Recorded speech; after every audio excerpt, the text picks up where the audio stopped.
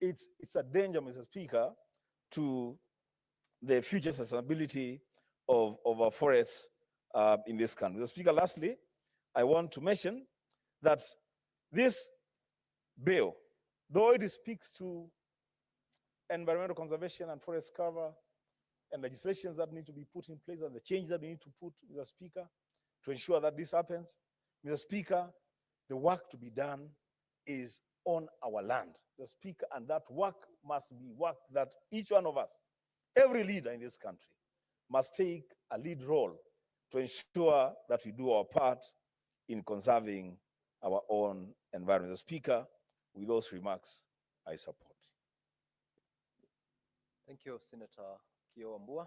Senator Esther Okenyuri.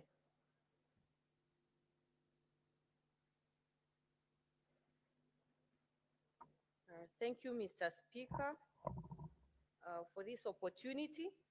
I also wish to support this amendment bill by Senator Abdul Haji. I think this is a conversation we've been having for quite some time, though worryingly this conversation is sticking at the top. I have tried doing my own analysis and trying to gather views, especially from ordinary people, that's the general public. Most of them are actually hearing about why we need to plant trees to help deal with climate change, or rather have it as an economic activity that they should engage in. But most of them do not actually understand what we are seeking to achieve. So it is very sad that this remains an elite conversation, which shouldn't be the case. Climate change needs to be a subject that our citizens need to understand, and understand that planting trees is not just for you.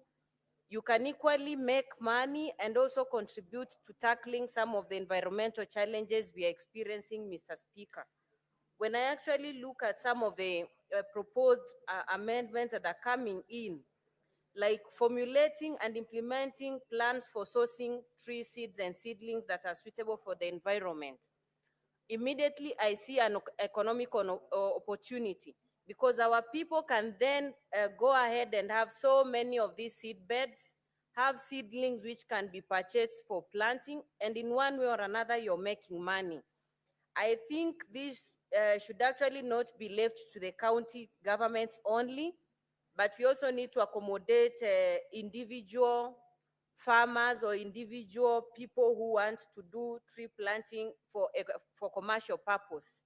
Mr. Speaker, the issue of also having to establish tree nurseries in each county, this needs to go beyond the political jurisdictions, Mr. Speaker, because yes, counties are going to do this, but without the goodwill, why don't we have this trickle down even to schools, social places, and encourage people quickly to take this up, so that it doesn't look like it's governments which are in charge of tree planting alone? Because the moment you want people to join an activity, you need to make them feel part and parcel and see how they're actually going to benefit out of it. When you actually want one support, you have to appeal to their interest. So Kenyans, beyond being called to participate in tree planting, need to also look at the economic value they are going to derive from actually venturing into this, and the larger effect it's going to play to the environment, because now we have so many other challenges that we are facing as a result of climate change, and we need to sensitize our people. And that's why I've been emphasizing on civic education. Civic education, not just for political matters, but for people to understand, for Kenyans to have the culture of planting trees right from way when they grow, going to school, and then when now they are citizens who can make decisions for this country. Once we have that culture, we will not have a huge problem whereby we have to run campaigns to tell people why they need to plant trees. So in as much as we have those challenges, Senator Haji, this is a very good proposal that you're bringing to this house, not just for semi-arid areas, even in places like Kisii, where we feel like we are in highland areas. People need to still venture into afforestation so that when we are cutting down others, we are planting other trees so that we don't actually have our riverbeds running dry. And the result that will actually happen is that we'll have shortage of water, and the next thing you're seeing is even school girls having to search for water for long distances, and that trickles down to affecting the way in which they perform in school. Mr. Speaker, I equally see the bill proposing that we will have the Forest Conservation Management Act being amended to include that a person who harvests a tree shall replace the tree under the direction in an area designated by the service. How are we going to, Senator Haji, I think you also need to include how are we going to know who is cutting which tree where, so that we are keeping track of the numbers we have and what we are losing and the replacements we are having. But generally, this is a very timely proposal, which we need to sensitize people on a daily basis wherever we are attending our functions, be it funerals, be it marketplaces, because like I said, we are losing the opportunity to make the people own tree planting. It's remaining an elite conversation, which after days of this initiative, like in Kenya being launched, ordinary people are yet to understand what we are talking about. So I support this proposal, and I want us to own it and talk about it wherever we are attending our functions, because it goes beyond we who are speaking today. Future generations will have an environment that they can actually thrive effectively and also make money out of tree planting. Thank you, Mr. Speaker. Thank you, Senator Esther Okenyuri. Senator Manso, you appear as though you want to speak, but I haven't seen any request from your end. Sorry, yes, got Senator Manso Daniel. Please proceed to contribute. Thank you, Mr. Speaker. Mr. Speaker, I rise to support this very important bill. And the basis is that climate change is real. And the law we've been having in place is a very old law, Mr. Speaker. And bearing in mind that we have a new constitution, there was every need to align the current law with the new constitution, and at the same time, put this squarely as a devolution matter. Devolution is very important when it comes to afforestation. And one of, although this has been acted for a long time as a national affair, there's every need to devolve it to the counties and make sure that the systems of governance in the counties participate fully in this particular affair. Mr. Speaker, for a long time, trees have been cut without being replaced, and especially in the drier parts of the country, it is even more appalling, Mr. Speaker. It is important that every single county in the country has its own program on tree planting. One of the biggest challenges, Mr. Speaker, has been the seedlings. And I believe from the county assembly, there should be a program whereby the counties take responsibility to make sure appropriate seedlings in accordance with the climate of that particular county are planted. Mr. Speaker, what has been happening is that we have a tree planting day. It's not well organized. Then you plant trees, some of which even do not survive in that particular climate. And as soon as we leave with no one watering them, all of them dry up. And then we repeat this year after year, and still we don't have as many trees as we should be having. We are aware that, Mr. Speaker, there are areas where trees are done, for commercial purposes and are harvested and replaced accordingly, and those people are in a commercial venture. But we are also aware of places, Mr. Speaker, where trees have been cut carelessly and have not been replaced over the years, and the certification has continued. Mr. Speaker, anybody sampling any part of the country, wherever trees have been planted properly, and especially a tree which grows in that particular area. In Makueni, Mr. Speaker, we have a tree called mukau, which grows naturally in the dry areas. And even when you plant it, and the rains are insufficient, or it is not even watered, it still grows because also naturally grows around that area. And you find those who have done recover forest cover have an organized forest cover of a natural tree, indigenous trees, which grow naturally in that area and are very suitable for commercial purposes, because that particular tree in Makueni called mukau is very ideal for timber, and also stays leafy for a long time, and is also eaten up by animals when there is insufficient food. So a part of the branches are delicacy to goats, and therefore you find that the county governments have a lot of trust land. The water towers in many parts of the country are under the county governments, and these are the ones which should be planted accordingly, so that all those beautiful hills which are running dry are able to be planted with the trees which grow there naturally. And unless the county government takes this as a responsibility, it may not be well coordinated by the national government on its own. And therefore, the county government identifies these areas and afforests them. Mr. Speaker, when I was at the National Assembly, I had, before, after the new constitution, there has been transition.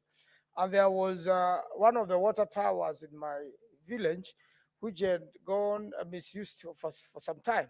So I took an initiative to employ one of people in the office of member of parliament to particularly take care of the forest issues, because under CDF you have 1% or 2% for environment conservation. And we were able to plant trees, and even by naturally keeping people away from cutting trees, the natural bushes grow and the coverage becomes very good, and the ecosystem rebalances afresh. And I believe the county government now has a capacity to employ quite a number of people, because not every single member of parliament will have enough monies, or every single member of National Assembly will have enough monies to manage the conservation. In fact, that 2% is used to do gabions. And if you do as many gabions as possible in the rivers, then you also have some water to have seedling areas. And then you are able to grow, the normal trees for timber and the normal trees for environmental conservation. We also have now another area of environmental conservation which has come up recently. In a mango growing area or citrus growing area like Makueni, we are now able to have mangoes as forests, and at the same time as a commercial activity. And we are even processing them to mango juice. And a lot of Kenyans come down to Makueni to buy mangoes to export and for commercial purposes. So that also is best done by the county governments, because it's if you are going to do fruit, fruit growing trees also as forests, and also for purposes of the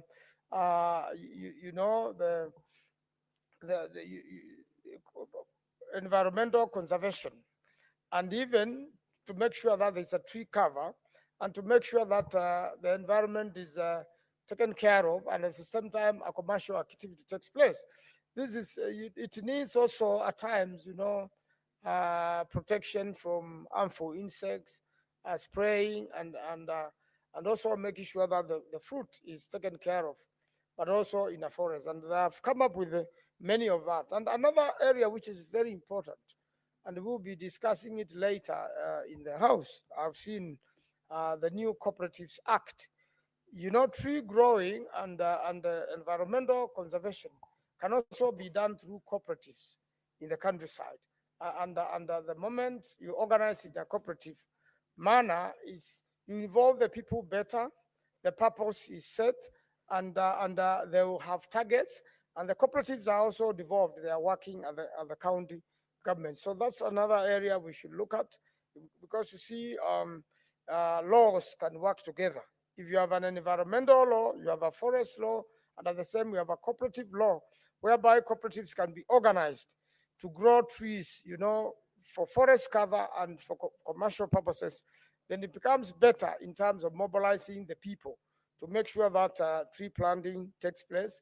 And even in cases where the trees need to be watered, then you have an organized team which will make sure that these trees get there. But I want to emphasize, Mr. Speaker, that we will be best if we do seedlings appropriate to a climate area. And also if we conserve the trustlands, Mr. Speaker, so that the normal natural bushes or trees can be allowed to grow, to make sure also that area is covered. And I believe through this, Mr. Speaker, and this very important law, we are going to conserve our environment, we are going to improve the climate of the world, we are going to deal with the poisoning of the climate by carbons, we are going to slow speed of wind, and even in a lot of occasions, then we are going to make sure that rains come back to areas they have abandoned, because the crowds will simply be swept quickly by the winds, because the trees are the ones who slow the winds and eventually increase rainfall, and that goes on to improve the ecosystem because it is repeated and it continues to happen. And therefore, availability of water is important. Damming, like Thwake Dam, silted dams, and even porous dams, and even gabions, to make sure water is held and at the same time trees are grown and planted. Mr. Speaker, I want to support and congratulate the Senator for Garissa, and hope that this will apply in the harsh climates like his county and my county, and will increase the tree cover of the country. Mr. Speaker, I beg to support, and I thank you. Thank you, Senator Manzo. Senator Mundigi. Asante Bwana Spika kwa kunipa nafasi niweze kuchangia mjadala wa Senator Haji wa Garissa kuhusu upandaji wa miti ama mambo ya mazingira. Asante Bwana Spika, yangu ni kusema mjadala huu utasaidia kaunti zote 47. Sasa siku hizi tunaongea mambo ya kaunti 47, tuongee mambo ya milima, tunaongea mambo ya kaunti 47. Ningeomba serikali iweze kufuatilia Bwana Spika. Hii ni mjadala inaweza kusaidia kila mwananchi, kutoka ule ako chini mpaka ule wa juu, ama ule wa juu mpaka wa chini, kwa sababu mambo ya upandaji wa miti itatusaidia sana. Kwa sababu ningekumbuka ambayo ilikuwako wakati tulikuwa watoto, wakati wa uongozi wa Rais Moi, kulikuwa na mambo ya mmonyoko wa udongo na mambo ya upandaji wa miti, na ilikuwa inafuatiliwa na njia ile ya makini sana, na ndio naona miti mingi ambaye wale wanaserekea saa hii kwenda kuimba miti kwa msitu ni ile miti ilipandwa wakati huo. Bwana Spika, ningeomba kama tunaweza fuatilia maneno kama ile ya zamani, pia tunaweza kufaidika kaunti zetu zote. Kitu ya kwanza ningeomba Bwana Spika, mambo ya upandaji wa miti ifuatiliwe na njia ile inafaa, kwa sababu unakuta kaunti nyingi Bwana Spika haina maji ya kutumia, na pia hiyo maji ikitumika, hiyo ingine inaweza kutumika mambo ya upandaji wa miti. Bwana Spika, ningeunga mkono, kwa sababu kama kaunti yangu ya Embu County unakuta kuna sehemu kubwa sana ni mambo iko na ukame kama Garissa County. Kwa hiyo ningeomba Bwana Spika, tukifuatilia serikali yetu ya Kenya Kwanza wezi kuangalia njia maanani, ikiangalia kaunti zile zingine Bwana Spika, ndio kama kaunti tuwe kwa mstari wa kwanza, tuweze kupata maji kama damu zile tuliahidiwa na serikali, kama Kamomo Dam, kama Tambaran Dam, kama zile zingine zote, na pia kuwe na water pans. Hizo zote maji ikipelekwa hiyo milima ambaye kama kienda upande ya mbele, iende Kiambere, mlima Kiambere na Kianjiru na pia Ndune, utakuta watu watatumia hiyo maji na njia ya kutumia hiyo maji. Na pia Bwana Spika, itasaidia sisi mambo ya upandaji wa miti, na wakati huo pia itatusaidia kila shule zote za msingi na sekondari zitakuwa na njia ya upandaji wa miti, na itakuwa tumeweka maanani. Bwana Spika, ningekumbuka zamani wakati nilikuwa mtoto mdogo, Bwana Spika, nilikuwa najua wakati tulikuwa nagonjeka wakati ule hospitali zilikuwa mbali sana, lakini kwa ile misitu ya zamani ingawa ilikatakatwa, nilikuwa naona mtu akiumwa na tumbo, Bwana Spika, ama akiumwa na kichwa, unakuta anaingia kwa ile msitu, anakuta kuna dawa, anakunywa hiyo mti ama anaweka kwa kidonda, inapona.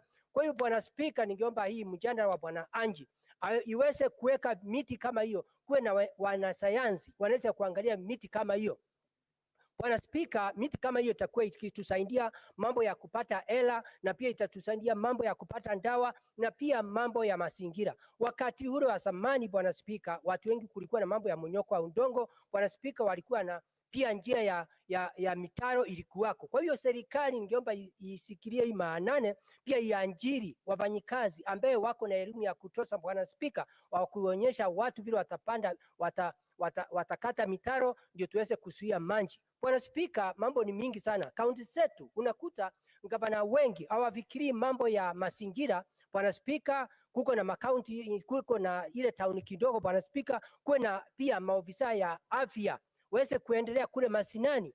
Kama kuna takataka nyingi kwa market zetu, iweze kuwa kupelekwa na njia ile nafaa, inaondolewa zote ndio iweze kuwa ainuki vibaya, ndio uwe kaunti zetu na watu wakitembea kwa njia hiyo kaunti inakuwa kama mzuri. Bwana Spika, wiki mbili zilizopita nikiwa mwenyekiti mdogo wa kamati ya agriculture, tulitembea kule mji wa Dodoma.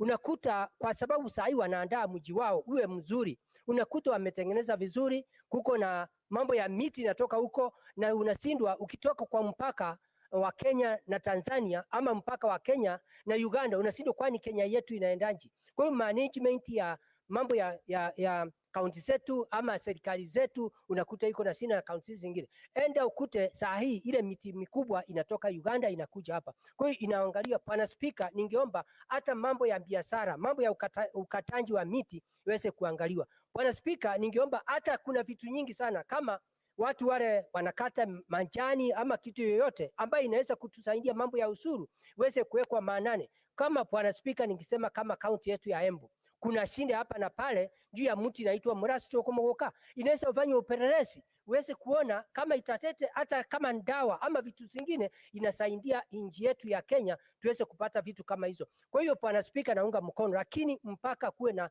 wanasayansi wanaweza kuangalia vile miti yetu tunapanda itatuletea faida gani, itatuletea magonjwa gani, itatusaidia namna gani. Kwa hivyo ningeomba Bwana Spika, mpaka serikali ya Kenya Kwanza iweze kuweka maanani mambo ya upandaji wa miti, ukute shule zetu zote zinapanda miti siku ile, hata watoto wadogo wako na msitu katika zile shule zetu. Bwana Spika, ingine ningeomba mpaka kuwe mambo ya kukatakata miti. Huwezi kata miti kama hauna barua ya chief ama ya security ama wale watu wanasimamia misitu. Kwa hiyo Bwana Spika, hii mjadala ni mzuri, lakini inaweza kuwa mzuri kama tutaweka maanane na pia mpaka tuweke nguvu iweze kufuatiliwa na njia ile inavaa ya haki. Kwa hiyo Bwana Spika, mimi ikiwa senator wa Embu County Alexander Mwinyi Mundigi, naunga hii mjadala mkono kwa sababu itatusaidia sana mambo hata ya chakula, mambo ya afya na mambo mingi, hata mambo ya kuokota, mambo ya usuri ya county na mambo pia ya national government. Na pia tutakuwa hata nchi za ng'ambo itatusaidia sana kutupa hela, kwa sababu itaonekana nchi yetu ya Kenya itakuwa na mambo ya mazingira itakuwa mzuri. Kwa hiyo Bwana Spika, ile kitu nasema mambo ya dawa sana kwa ile miti inapandwa. Kwa sababu unakumbuka wiki mbili iliyopita unakuta kama sasa kuna mambo inazungumzwa na rais wetu, mambo ya SHA, watu waendelee kujiandikisha kwa SHA ndio waweze kupata madawa. Mambo ya ajabu, wiki mbili iliyopita wakati rais wa Amerika alichaguliwa, alisema hakuna pesa ya kutusaidia tuweze kununua madawa. Kwa hiyo kuna miti mingi ikifanywa research ile inafaa, utakuta serikali hata nchi ya ng'ambo ikataa kutupatia hela na nchi ya Kenya ikiwa na shinda na hela, mtu atakuwa anagonjeka kidogo anaingia kwa ile msitu, turudi mambo ya kisamani, na hiyo mambo tukirundi itakuwa inatusaidia ndio tuweze kukaa vizuri. Kwa hiyo Bwana Spika, mimi naunga mkono mambo ya mazingira vizuri na mambo ya upandaji wa miti nikiwa senator wa Embu County, naunga mkono. Asante. Ni mimi Daktari Alexander Mwinyi Mundigi. Thank you, Dr. Alexander Mundigi. Senator Fatuma Dula.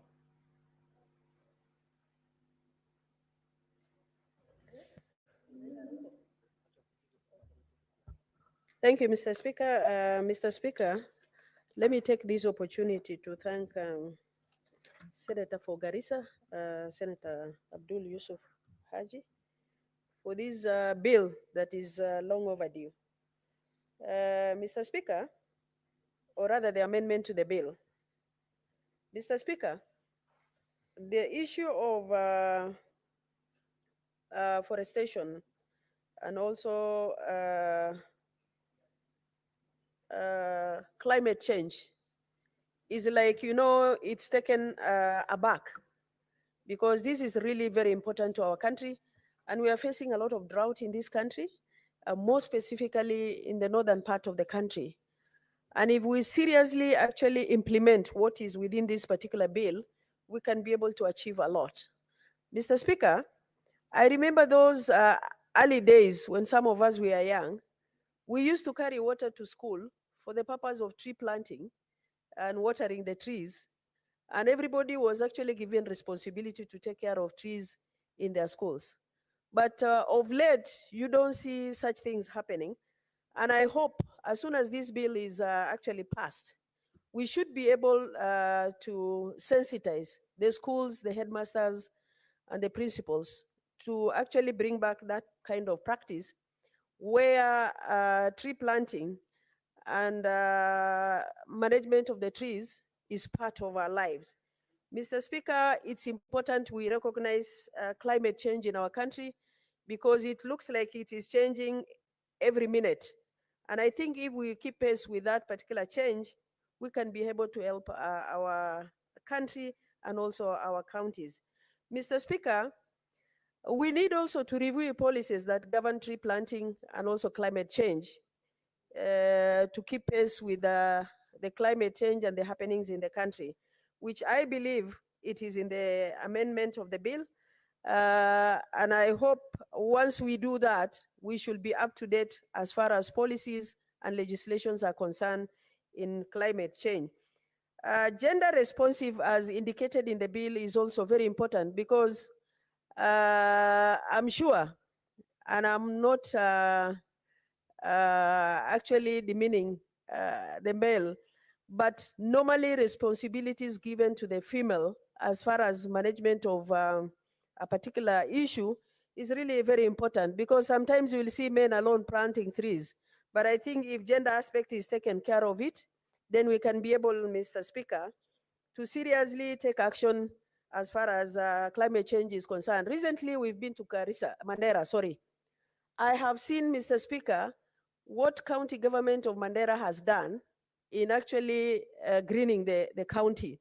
Mr. Speaker, the county government has actually given some budget to women planting trees and watering trees on daily basis, which is a very serious thing that is going to help those areas, more specifically the northern part of the country, where there are no trees and the climate is actually harsh. Mr. Speaker, implementation of various legislation and policies that is required as far as the law is concerned, just to update ourselves as far as climate change and the implementation is concerned. Mr. Speaker, I have seen some trees in our area, more specifically called madenge, that is causing serious harm in our areas. And I really curse the person who has introduced madenge, especially in northern Kenya, because it's really causing havoc. Animals are affected, human beings are affected. You don't even plant them, you will find them everywhere. And actually, they are even dangerous to the kids and also to the animals in our homes. Mr. Speaker, we have to have serious policy as far as madenge is concerned. I have seen in some part of my county, a place called Merti, where women are given some token to be able to clear madenge, which I believe it's something that we really encourage and also ensure as a country that we are done with madenge. There were proposals, Mr. Speaker, earlier on, whether we should get license and approval by the cabinet to use madenge for the purpose of charcoal. I need to check whether that has been done, because if madenge is a tree that is really affecting our people, then we can use it for the purpose of charcoal burning instead of actually cutting down the normal trees. Madenge can be quite useful for the purpose of charcoal burning. Mr. Speaker, I would also request, and I don't know whether it's possible, Senator Haji, to be able to give responsibility to the county government to establish free seedling nurseries in their counties so that members of public can be able to pick those seedlings and plant them. When I look back, I will see Ministry of Environment, which is called Forest Department, normally selling those seedlings. But I think as a country, if we can be able to provide the free seedlings to the members of public, they can be able to plant those trees very well and ensure that they have taken care of them in their counties. Finally, Mr. Speaker, the issue of licensing trees for medicinal purposes. We have so many trees and plants that are quite useful for the purpose of medicinal. Mr. Speaker, we need to carry out research in our country to make sure that those seedlings are useful. You will see that today, if you go to the chemists and hospitals to buy those drugs, they are quite expensive. When we have actually trees and herbs that are available to ourselves, and it's only a matter of actually financing research to make sure that they are utilized properly and they are going to be used in a proper manner, then they can be able to help our country. And we need to license those individuals who are ready to convert the trees and plants for the purpose of medicinal purposes. Otherwise, I wish to congratulate Senator Haji for this important amendment to the bill, and I hope it will see the light of the day and also implementation of the same by relevant institution. And also we should be able to, Mr. Speaker, finally, to domesticate international obligations as far as we are concerned in our country, because you will find sometimes you have international obligations at the national, at the international level, but most of the time we don't domesticate them. And that has also been provided for in the bill, and I hope it will be able to help us and enrich the bill and also the objective it was actually proposed for. I thank you, Mr. Speaker. Thank you, Senator Dulo. Senator Miraj.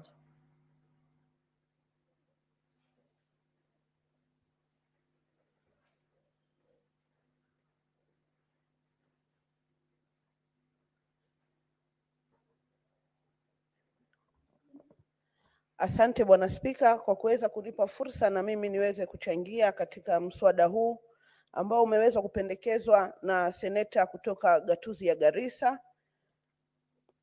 Kwa kweli Bwana Spika, nikiweza kuungana na maseneta waliotangulia, ni dhahiri shahiri ya kwamba mabadiliko ya tabia nchi yamezuru mazingira yetu sisi kama taifa, hususan kule ambao ni maeneo ambayo hayana maji yameweza kuwa kame zaidi, na maeneo ambayo yanaweza kupata mvua yamepata mvua ya kupitiliza hadi kuharibu mimea ambayo ilikuwa iwe chakula cha kitaifa. Bwana Spika, niweze kupongeza anwani inayopendekeza kuweza kupandwa kwa miti mingi zaidi katika maeneo kame. Hii ni dhahiri shahiri ya kwamba rais wetu alipoingia mamlakani aliweza kutenga siku moja ya kitaifa na kuweza kuiweka huru ili taifa zima liweze kupanda miti. Na katika kauli yake mbiu aliweza kupendekeza ya kwamba wakati tunakata keki siku zetu za kuzaliwa, tusiweze kukata keki bali kupanda mti ili kuhakikisha kizazi kinachokuja kinaweza kujivunia kwa yale ambayo tumewatayarishia kuhusiana na mabadiliko tabia nchi. Nikitaka kuwapongeza washikadau tofauti tofauti katika gatuzi yangu ya Mombasa, akiwemo mbunge wa Jomvu Bwana Badi Twalib akishirikiana na Wizara ya Usalama wa Ndani, ambao mpaka sasa wameweza kupanda miti takriban 100,000 katika maeneo ya Ganahola Creek. Bila kumsahau kakangu Amarba Wazir ambaye amejitolea kidedea kuweza kuhakikisha kwamba gatuzi yetu ya Mombasa imeweza kupandwa miti mingi zaidi. Bila ya kumsahau waziri wangu wa mabadiliko tabia nchi, Bi Emily, natumai utaweza kuupata ujumbe huu. Uliweza kuja kwa ofisi yangu ya seneta maalum na ukataka ushirikiano kwamba na Mombasa kweli ni gatuzi ndogo ambayo haina sehemu nyingi za kuweza kupanda miti. Lakini kwa kauli yako mwaka wa 2023 tarehe 22 tuliweza kushirikiana pamoja na wakfu wa Mama Haki kuweza kupanda miti 200 katika maeneo ya Kikoani Cemetery. Hii ni kuonesha jitihada na umoja baina ya viongozi wa serikali kuu na serikali ya ugatuzi kuweza kuona kwamba tunaifikia ile ruwaza ya kupanda miti bilioni 1 katika taifa letu la Kenya. Bwana Spika, kuna mapendekezo ya kwamba katika gatuzi zetu 47 kwenye mswada huu tuweze kuwa na nasari. Nimefurahi sana kuona kwamba sisi kama bunge la seneti tumekuja kuweza kuoanisha malengo yetu kama wasimamizi wa magatuzi 47, kuona ya kwamba tunafikia ruwaza ya kiulimwengu, kwa sababu mabadiliko ya tabia ya nchi hayatuzuru sisi tu kama taifa la Kenya, bali yanazuru mataifa ulimwenguni. Ndiposa tusipojipanga kuweza kutunga sheria kama hizi na kujipanga na vitendo, basi tutaenda kuangamia kama ulimwengu. Bwana Spika, baada ya uteuzi wangu niliweza kuwa na azma ya kutaka kupanda miti milioni 1 katika gatuzi 6 za mkoa wa zamani wa Pwani. Nashukuru kwa ushirikiano na taasisi tofauti pamoja na madirekta wa wakfu wangu, tuliweza kuanza kupanda miti maeneo ya Dongo Kundu kule juu, na kwa hakika tumeambiwa na kuimbiwa wimbo wa kwamba ni tabia yetu sisi hati viongozi wa kisiasa kufanya jambo, kupiga picha na kuondoka. Lakini kwa sababu nilikuwa na ari, Bwana Spika, niliweza kutafuta vijana wa kike ambao waliweza kutelekezwa wakapata mimba za mapema, nikawabunia ajira na nimekuwa nikiwalipa kiwango cha shilingi 200 kila Ijumaa waweze kuenda kuangalia ile miti ambayo tuliipanda na waweze kuinyunyizia maji. Karibuni nimeweza kutembelea Wizara ya Defense na tukakaa chini na waziri, tukasema badala ya kuzunguka kila mahali kuenda kutafuta mahali pa kupanda miti ambayo inakuwa changamoto, tumeweza kama wakfu wa Mama Haki, Bwana Spika, kutambua eneo la ziwa ambalo liko maeneo ya Likoni na kuliadopt ili tuweze kupanda ile miti 500 ambayo mengine 100 tutapanda katika gatuzi tofauti.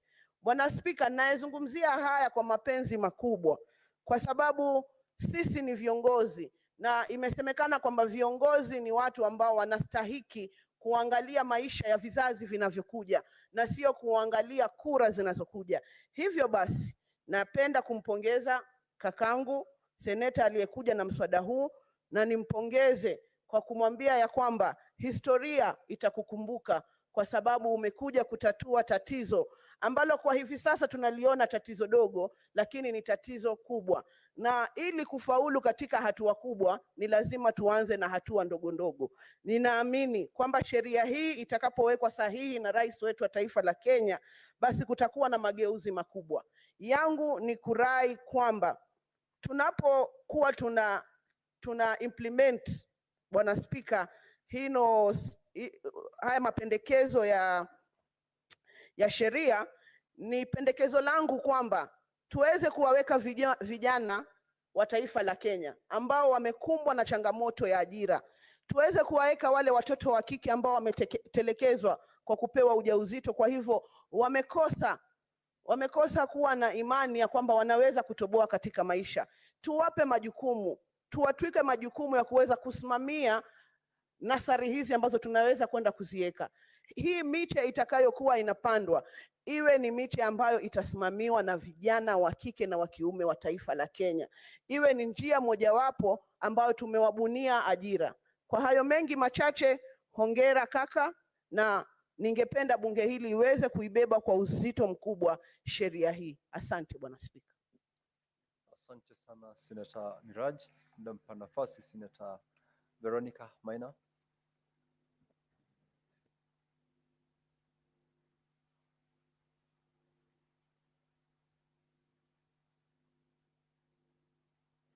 Rodrika. Give Senator Veronica the microphone, please. Thank you. All right, thank you. Proceed, Senator. Thank you, Honorable Speaker, for this opportunity.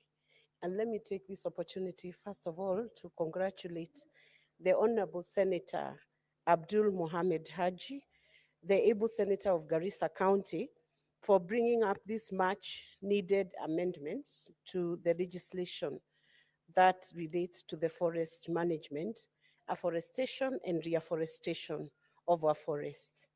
Let me first say the reason why these amendments are so crucial and timely is because a time has come for counties to be very intentional in how they promote afforestation and reforestation. I say this, Mr. Speaker, because we have seen the number of activities that the counties are engaging in, and a lot of questions should arise in the audit of the activities of the counties and the impact of the activities or how resources are being allocated to various functions in the county, and the usefulness of the resources, the utility of these resources by the counties. Mr. Speaker, sir, it is unfortunate that even when we have had a policy of afforestation, the counties have not taken up this challenge in a robust manner to secure our future and the future of our generation, especially in light of the climate change, which has posed a lot of danger to the existence of our communities, existence of our livelihoods, and even our very own existence as human beings, Honorable Speaker. If you visit other jurisdictions, you will find that governments and communities have become very sensitive to how the environment is being managed and how it's being conserved. Indeed, many incentives are offered in other jurisdictions for proper conservation and for proper management of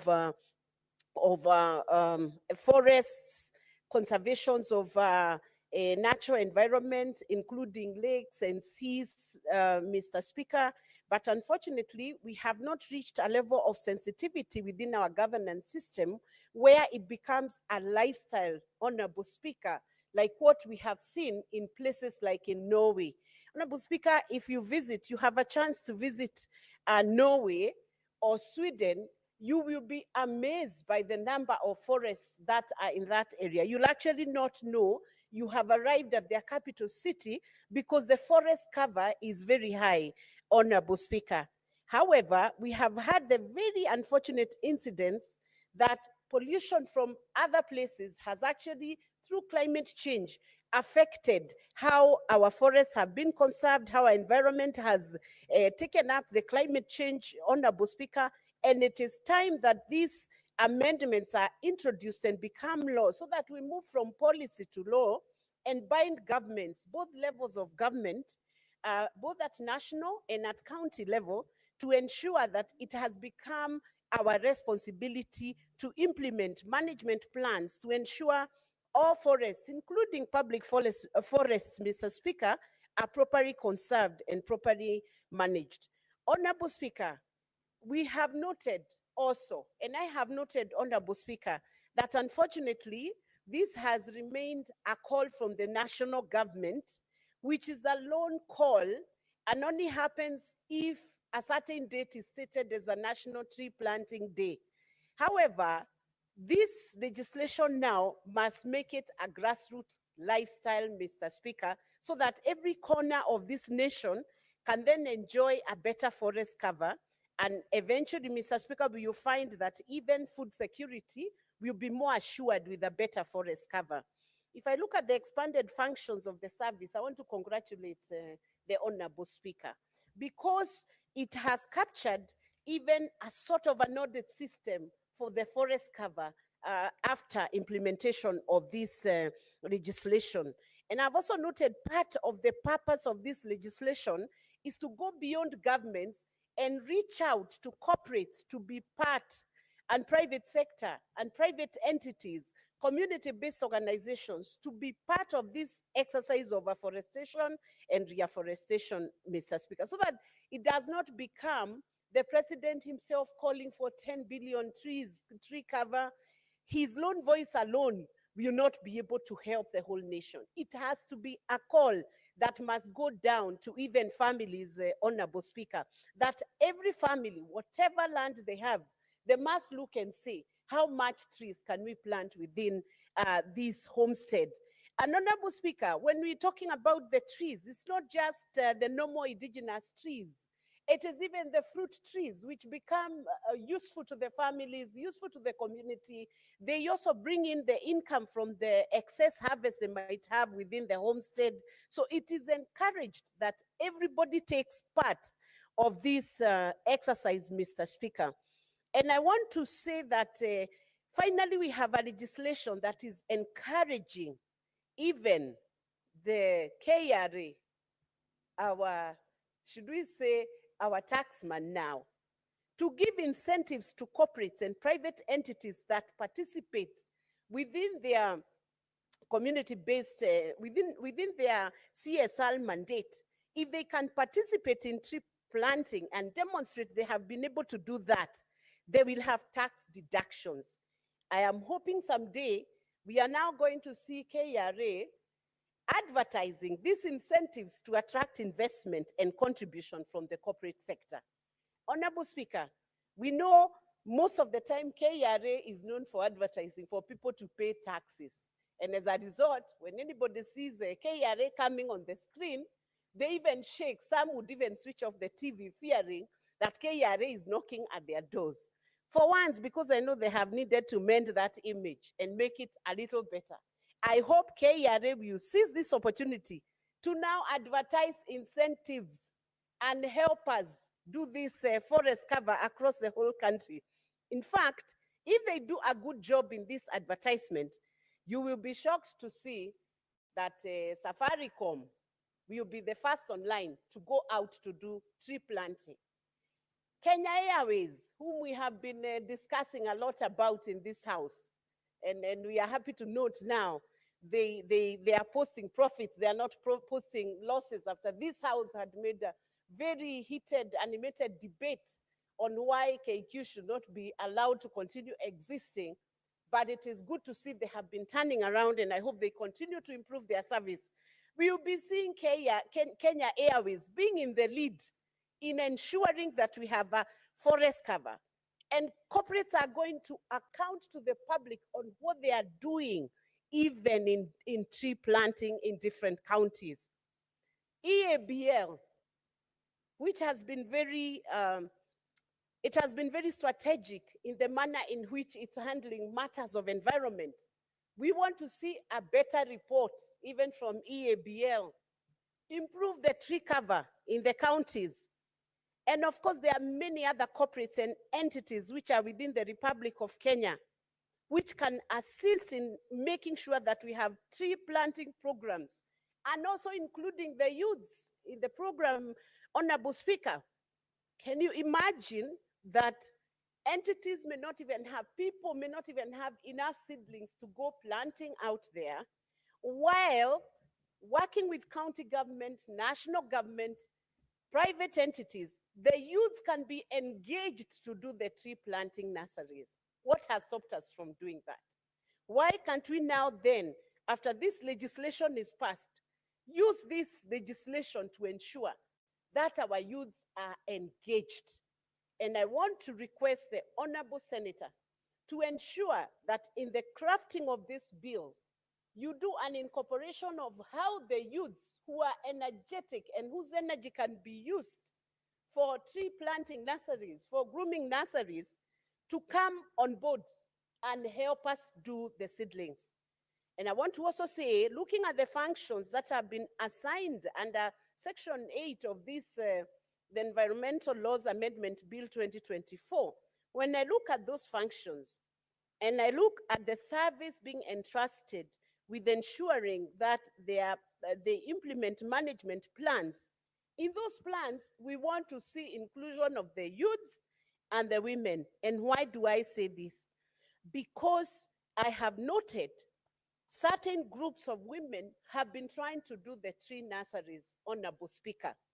And we must be able to encourage them. And I want to ask the private entities to be able to pick up those groups, not those groups who are managing those tree nurseries, and ensure that they are propped up, they are funded, and they are paid for the time they are using to do the tree planting activities.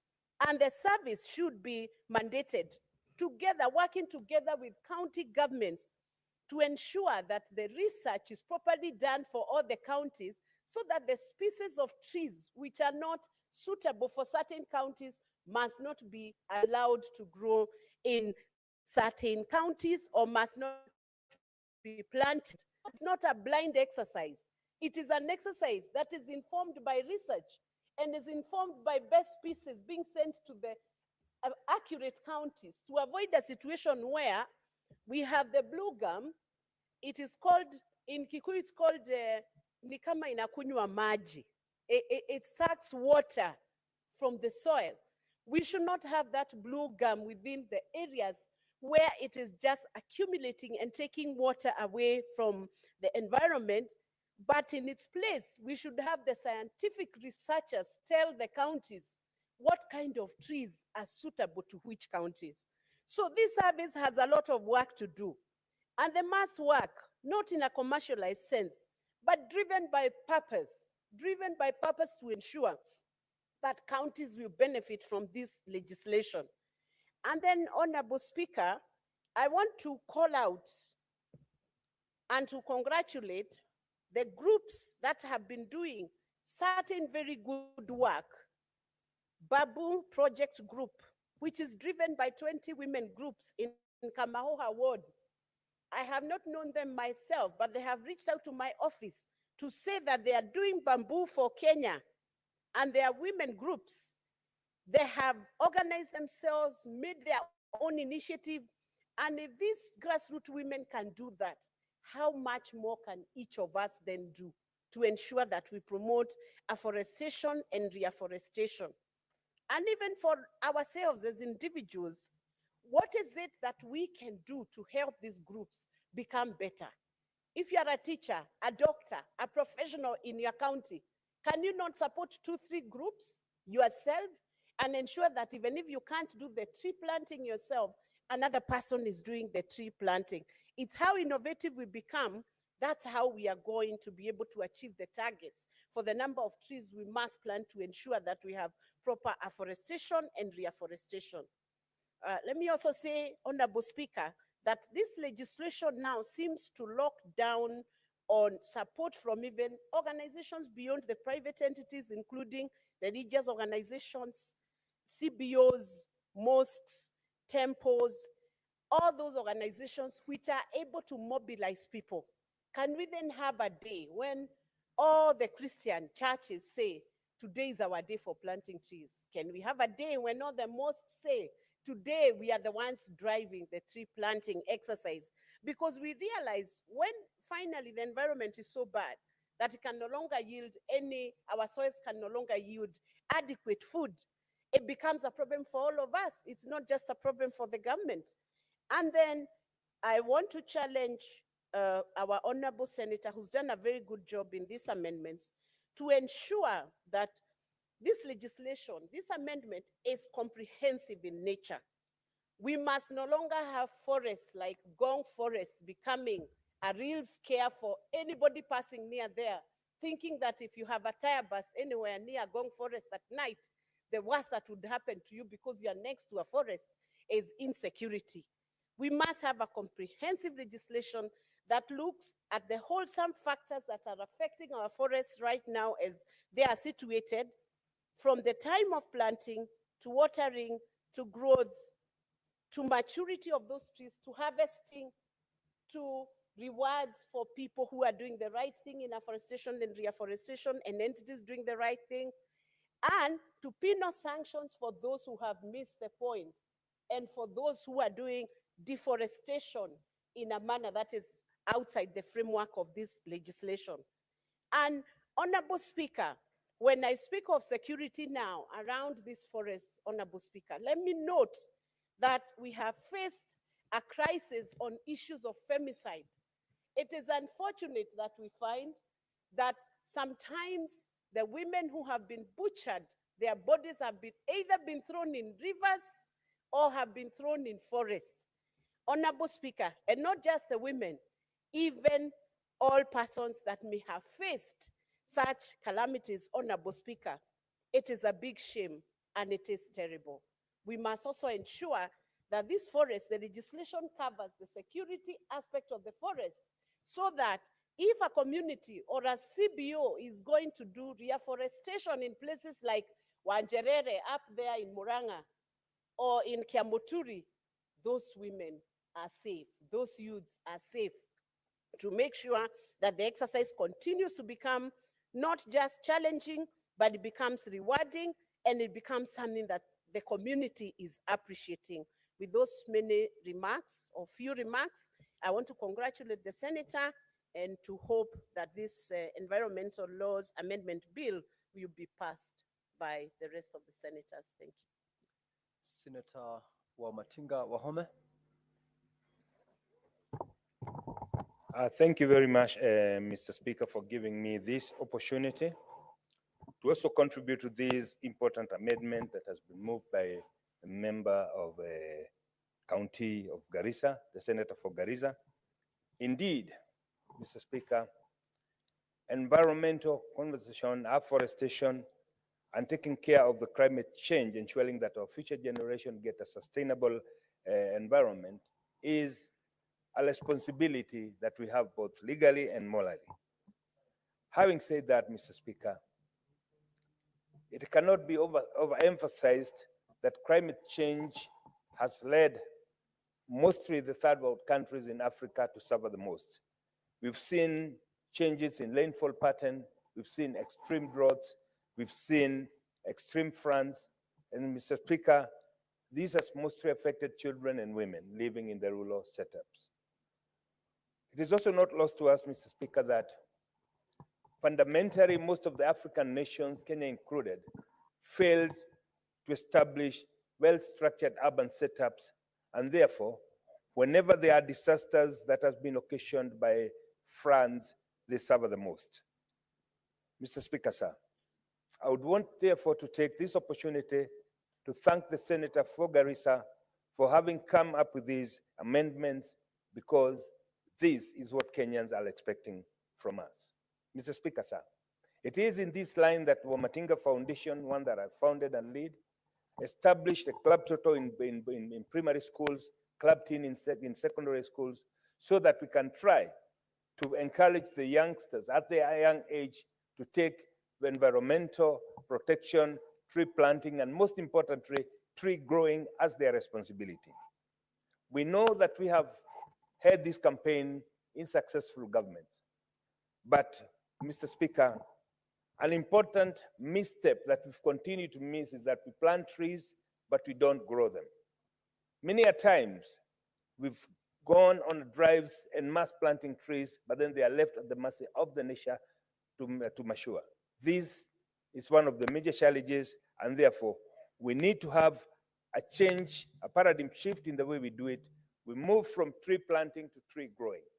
And this can only happen if we embrace a culture that will encourage people, and I like what my fellow senator, nominated senator and the future of Muranga has said, that indeed we must create incentives around tree planting so that it does not only attract tax relief, but also in a way that corporates can be able to engage in a way that they'll reduce their tax burden. This way, Mr. Speaker, we'll create enough incentives so that we can ensure that corporates participate in tree planting and tree growing, and we can see that these trees get to maturity. Mr. Speaker, we know that there are new emerging markets of carbon trade. This runs committee that try to debate and debated on the way it can become tradable in the local market. Mr. Speaker, it is also not lost to us that the change in the geopolitics internationally, and more so the election of a new president, Donald Trump, who does not seem to put as much emphasis in extending the helping hand to the third world countries, it is a challenge to us to come up with innovative approaches that will ensure that we sustain our projects without over-reliance on donor funds. And this is why, Mr. Speaker, sir, I would want to thank and to encourage all Kenyans. And mostly I would want to start by thanking the president for the introduction of some of these taxes, that is like the eco levy, that will ensure that people are enticed not to consume goods produced from outside, but at the same time, and kind of a tax regime that will ensure that those who produce locally and environmentally friendly goods also get a kind of tax relief. And these are some of the things, Mr. Speaker, that I think we as senators should be on the forefront to champion, because we must now look at the world dynamics and be also fully aware that the change of geopolitics in the world can affect this country, because mostly we've relied on budgetary bridging gap measures that are donor driven.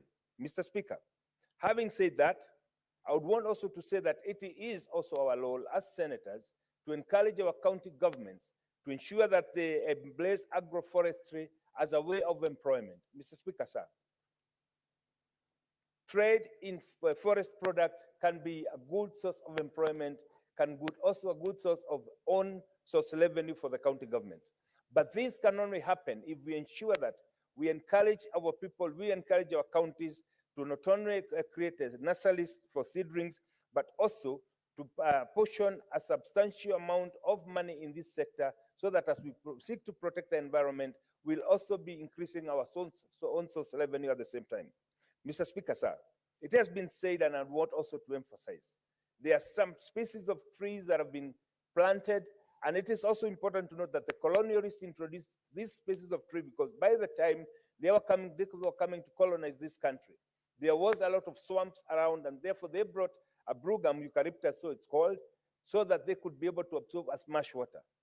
Several years down the line, Mr. Speaker, now we have a situation where we have a declining water level, we have declining riparians, we have declining rivers, and therefore we should also as a government ensure that we make planting of eucalyptus, or commonly known as the brugam, illegal, and the ones that have been planted, and especially along the riverbanks, should be felled, because if we don't do that, then we know that we will be encouraging desertification, and most importantly, we will be seeing that the water levels in our land continues to to reduce.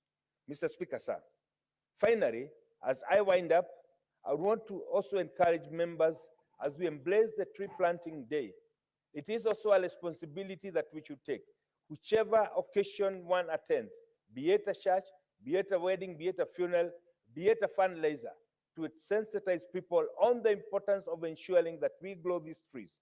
It has been said here, and I don't want to repeat it, some of the trees are not only of medicinal value, some of them like fruit tree, avocado, mangoes, oranges, can also be used as an alternative source of food, and especially now that we know that moving forward, we'll be relying a little more on the donor-driven and on locally produced goods. Mr. Speaker, sir, as I congratulate the member for Garissa, I would want to say that I would be a happy person to see this being realized. But we should not stop there. We should go ahead and say the corporate world, led by the KLA, led by the government organizations, we must join up as a team and ensure that moving forward, this country does not only become green, but it also becomes sustainable for the future generation, because that is our obligation, and we must ensure that we do that. And therefore, that is why, Mr. Speaker, sir, I personally established the Matinga Foundation, which has now so far planted over 500,000 seedlings, and we will continue. And the way we are doing it is we are giving kids, and we've come up with an approach where we give school-going children an adopt a seedling, and then they grow with it. By the time they finish their school, they'll see that indeed it is in their hands to transform this country. Therefore, Mr. Speaker, I support. Madam Speaker, I support. Thank you, Senator. Senator Kisang.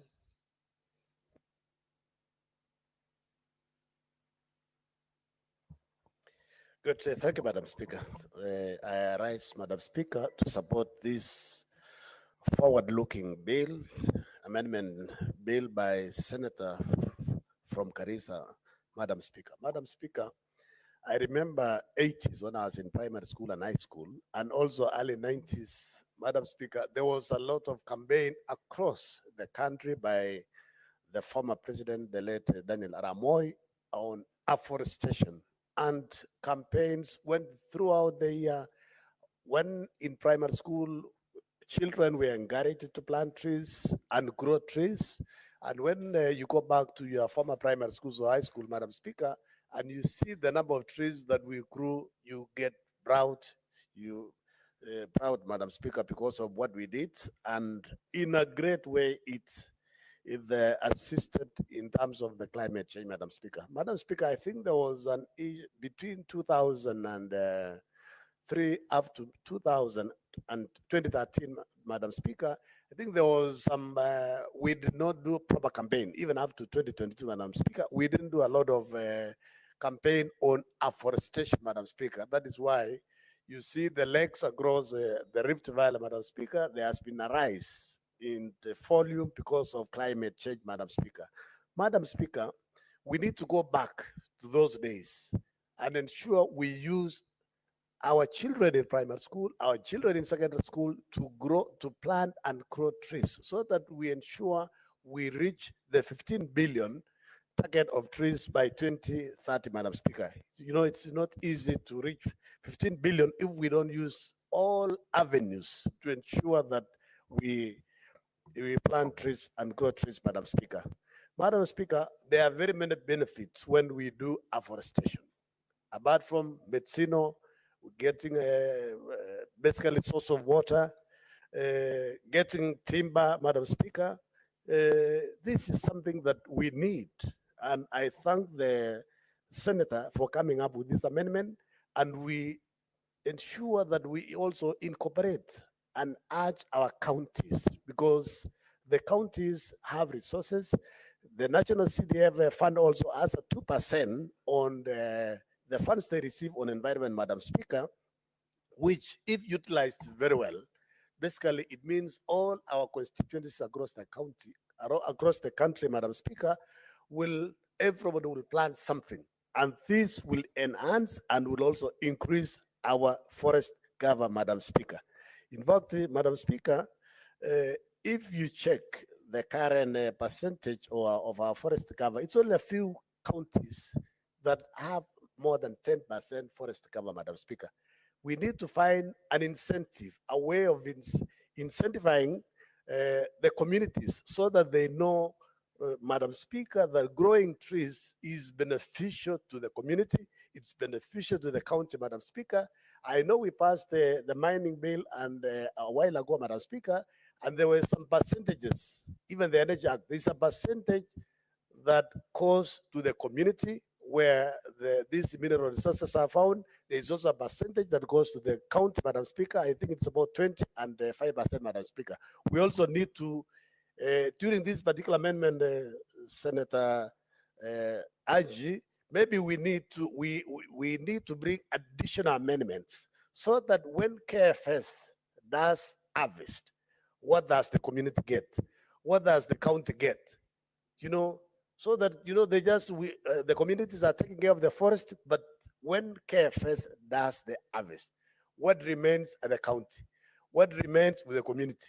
So that they own it. Otherwise, for now, there is nothing that is incentivizing the community to protect the forest. So I believe we need to bring additional amendments here so that to encourage our people, so that they know it's their own resource. They are protecting the forest, but when KFS harvest, basically they take all the money. In fact, we also need to agree and also put in this particular amendment bill, Senator Aji, a percentage when KFS advertises for harvest of the trees.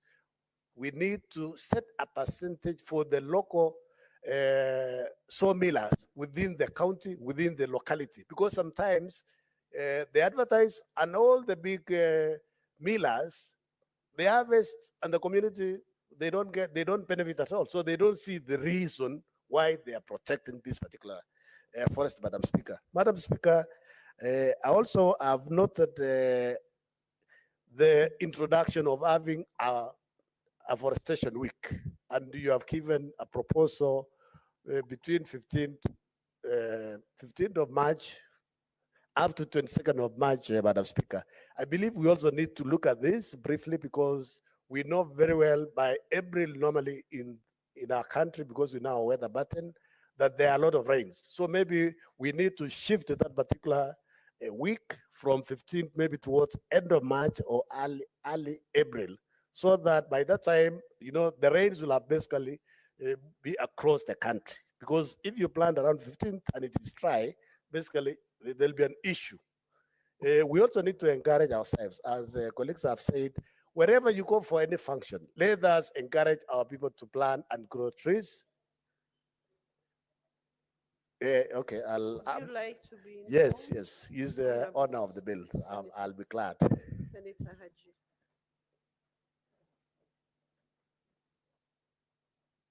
Thank you, Madam Speaker, and thank you, Senator Kesang, for your submission and support of the bill. I just wanted to inform you the week for tree planting that has been proposed in the amendment bill is supposed to coincide with the International Tree Planting Day. So in terms of moving, it will be a little bit difficult.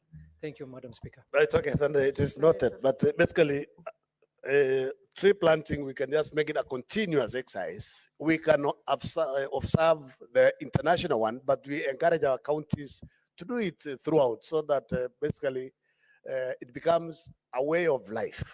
When it becomes a way of life, basically it means all the time when you go to church, you plant the tree, you go to school, you encourage our people to plant trees, so that basically we achieve this cover, and we sensitize our people that it is important for so many reasons, Madam Speaker. Madam Speaker, with those few remarks, I support the bill, and we encourage our colleagues that we support it. And I hope, Senator Aji, you've also looked for a co-sponsor in the next house, because as we discussed yesterday, most of the bills that we pass in this house, when they go to National Assembly, they either stay in the shelves for too long or they die there. So please ensure that you get somebody to push it for you on the other side. I submit. Thank you. Senator Abbas. Thank you, Honorable Speaker. I want to join my colleagues also to support the bill. I want to thank the move of the bill. I think it's the right time that we take concern of our environment and the afforestation of our lands. As aware, this country, desertification is actually encroaching so much into our lands, especially in the northern part of Kenya, and even within the Mount Kenya area. But because of deforestation, the indigenous trees are disappearing. And as a result, the land is left bare. The rainfall is so unpredictable that sometimes it might not receive the rightful rain because of the deforestation ongoing. And therefore, I think the bill now is actually giving concerns to afforestation programs, which has been there many years, but of late it has been left out. Initially, it was mostly driven by donors, but this is the right time that we need to get budget for budgetary allocations for this program of deforestation. Afforestation. Honorable Speaker, the climate change is with us, and it has affected any part of this country, all parts of this country, adversely. And therefore, the only way we can be able to help is to have a proper program for afforestation. Honorable Speaker, we have so many programs for youth and women that are on course in the country. But of course, if this is well planned, and the youth are engaged in afforestation programs in every part of the country. The same funds can now divert it for afforestation while they're still being paid, where they can be able to produce seedlings, where they can be able to do the waterings. In the past, we used to have programs that there was a compulsory afforestation program where every household must plant some trees. And as a result, we used to see many trees growing up, especially in the urban centers. These same programs should be continued and should be brought back. And actually, our approach should be the indigenous trees, because indigenous trees will not have much need for water and will be able to resist the drought and the climate changes. Because if we have some the exotic trees, then I think we will not do very well, because I can see many trees are now being, the indigenous trees have been replaced. Under Basika, one other thing is actually northern Kenya suffers most of deforestation as a result of refugee camps, and especially even Turkana. As aware, this part of the country, because of frequent drought, most of the trees are dying. But what happened now is even the trees that are still surviving, the refugees are cutting them and drying them, and the land is being left bare. So I think these kind of programs, we don't mind having the refugees, because if they have a problem in their countries, we can still accommodate them. But the problem is the United Nations UNHCR and all other Department of Refugees in the Foreign Affairs should have programs to be able to help the locals to do some afforestation. Every tree cut, then they should replace with other one. And so that at least we'll be able to maintain the forest cover in those areas. As it is now, it's just became a bare land. Honorable Speaker, we also need to have inculcate the idea of reforestation and afforestation to schools. Actually, the child is still young. You must show that what it means to have trees, so that they can have that nature. They can nurture and have the feeling, that importance of having trees everywhere. There should be school competitions. The schools which are well forested, they should be rewarded. The schools should be paid some amount of money, so at least they can produce more and more trees, and they can forest their schools, so that in case we can be able to impart drought desertification in those areas. Honorable Speaker, one other thing is the biggest challenge we have is actually settlements. You see, the population is increasing by the day, and more people need land. And what happens is they try to settle everywhere without plan. If you go to the other world, there are specific production systems for every area. If it's a place for farming, agriculture, it's done for only agriculture. Settlements has its own places. So, but unlike in Kenya, where everybody settles where he wants or she wants. I think that should be stopped, that we must have a proper planning for even people settling, because I know it is a population boom, people are increasing by the day, but of course we need to reserve our forest. People are now encroaching forest. If you see even Karura forest now, people are building houses.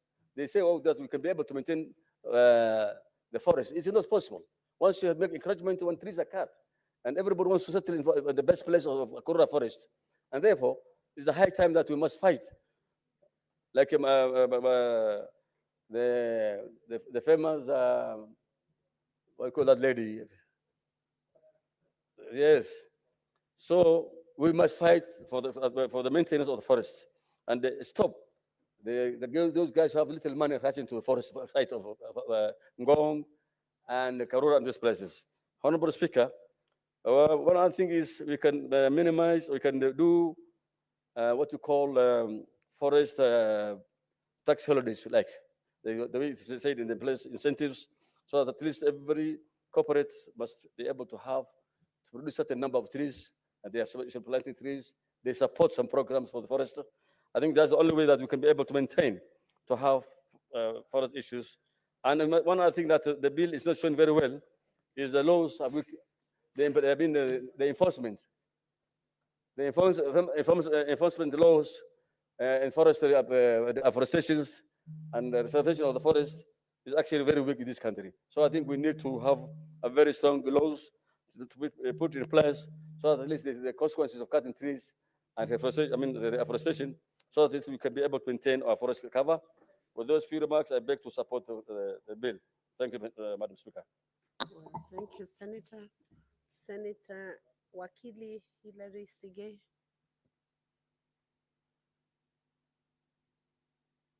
I thank you, Madam Speaker, for allowing me to add my voice to this very important bill.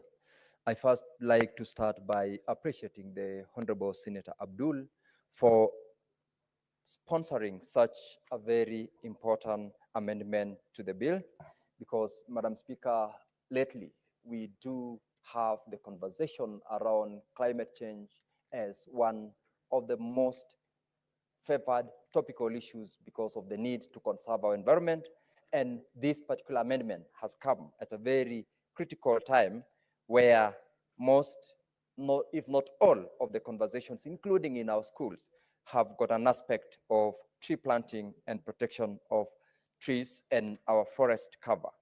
Madam Speaker, I will directly speak to the various clauses which the bill proposes to amend. And as I start off, Madam Speaker, with the proposed amendment to Section 8, where, as earlier on alluded by the Honorable Senator Matinga, I would urge the Honorable Senator Abdul to consider adding a provision under that particular proposal so that we seek to promote the planting and growing of trees. This, Madam Speaker, is as per the provisions as proposed of Section 8, which reads, Section 8B, promote the planting of trees on all public land in each county, promote afforestation and reforestation in arid and semi-arid areas in the country. I propose that the word grow be included after the word planting of trees, so that we don't only do the act of planting the tree itself.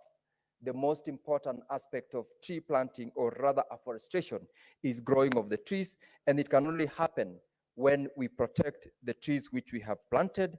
And if that is possible, that will give a lot of effect to the provisions supposed to amend under Section 8, as well as Section 21 of the Forest Conservation and Management Act, subsection 1, which inserts an additional provision that will read, shall promote the planting of trees in all public land vested in the county government. Madam Speaker, that being a very important step in making sure that we achieve the objective of this act, because planting these trees without giving some policy direction in terms of law and even protection will not lead to us achieving those objectives. And I therefore urge the Honorable Senator Abdul to consider that provision. Secondly, the provision of Section 8, introduction of Section 8B EB. This is what the draft bill reads. Establish at least one tree nursery in each county for trees sustainable for the environment and climatic conditions of the respective counties. This is a very important proposal, Madam Speaker, and I want to laud the Honorable Senator because we are going by creating a requirement that in each particular county there must be a tree nursery. We are not only going to be achieving the objective of planting trees, Madam Speaker, we will be enhancing the possibility of job creation. Earlier on, Madam Speaker, when the Honorable Senator Miraj spoke, she made reference to an effort that she's done in providing opportunities to young girls who've been retained in her foundation of tree planting. This particular one, if we provide it in law where every county has, we will be able to sustain, first of all, availability of tree seedlings across the country in all seasons across the year, because this will be a responsibility of the county governments. We will be creating job opportunities for the young ones who will be working in those tree nurseries. By extension, we are going to keep them engaged as against their being idle and engaging in activities which are not necessarily productive to them. Madam Speaker, when this provision is made into law, it is going to provide an aspect that is beyond just the growth of the trees. The proposal, Madam Speaker, under Section 40 of the Forest Conservation and Management Act, where there is a proposal that reads, a person who harvests a tree shall replace the tree under the direction and in an area designated by the service. I have a problem with this particular provision, and I wish the Honorable Senator Cherargei would have allowed the mover of this bill to listen to my contribution. The Senator requirement, Cherargei, the can requirement you that the allow the service. senator to be heard in silence? Thank you, Madam Speaker.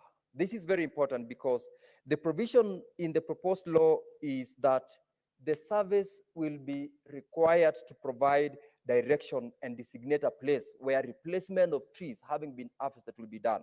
I have a problem with this because designing or designating the role to the service can prove to be impossible, because having harvested a tree, what guarantee do I have as the person who has harvested or as a member who wants to replace that tree will I have in terms of making sure that the service or those who are in the service are available to designate a place and to provide direction for that particular provision? Honorable Senator, I would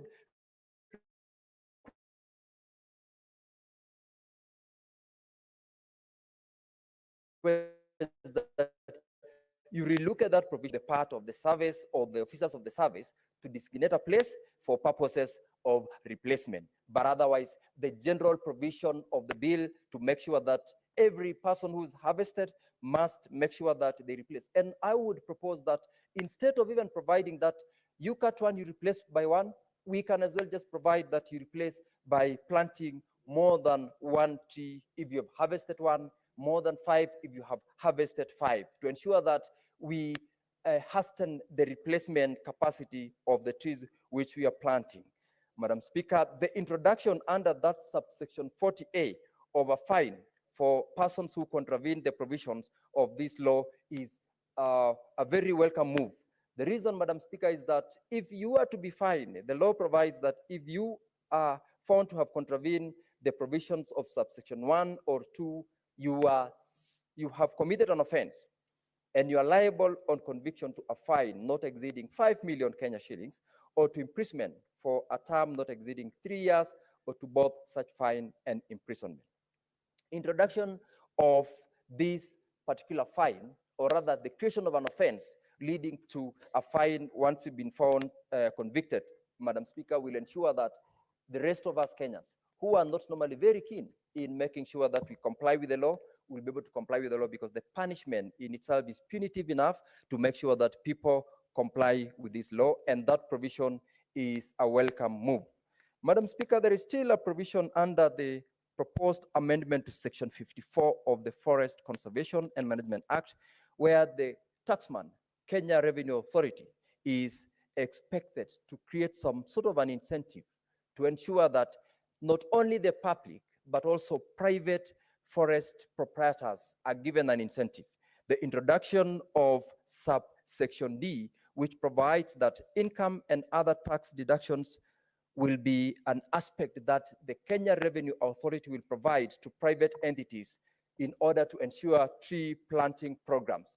This is one of the most important things that will be an incentive, not only to now the public who are protecting the forest, but also to private proprietors and those who have availed themselves to implement programs on tree planting, in this case, are given an incentive. If, for example, you are allowed to get a tax waiver by virtue of you planting certain number of trees, this way many of us and many private forest owners will push their limits to ensure that they maximize on the amount of the possible tax that they can achieve when this particular provision is implemented by the Kenya Revenue Authority.